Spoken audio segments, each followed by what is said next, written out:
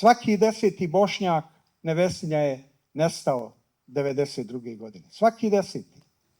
1, 2, 3, 4, 5, 10 izađi pred streljački vod.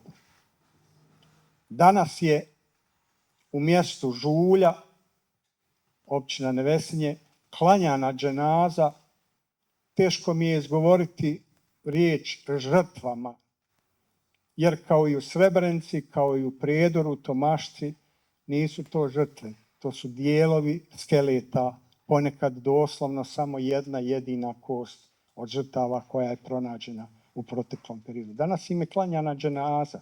Danas, 14. juna 2025. Danas je 33 godine otkako su u Višegradu u Pionirskoj ulici broj 2 spalili 70 djece, žena, nekolicinu staraca koji nikad do danas nisu pronađeni. Među tih 54 imena je Haški tribunal pouzdano utvrdio identitet i među njima se nalazi i jedna djevojčica i to je zapravo jedino dijete ili jedina nestala osoba bez imena.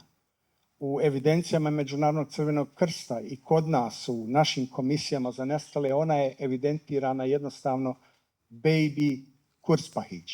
Djevojčica je bila mlada 48 sati kad su nju i njezinu mater žive zapali u Pionirskoj ulici. 13 dana nakon današnjeg dana 92. 27.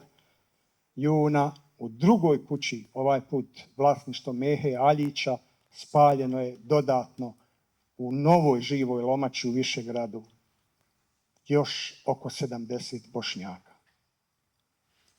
To nije presuđen genocid, ali po mom sudu i po onome što jeste naučna istina dešavanja u cijeloj istočnoj Bosni i ona u Bosanskoj krajini imaju sve elemente krivičnog djela genocida.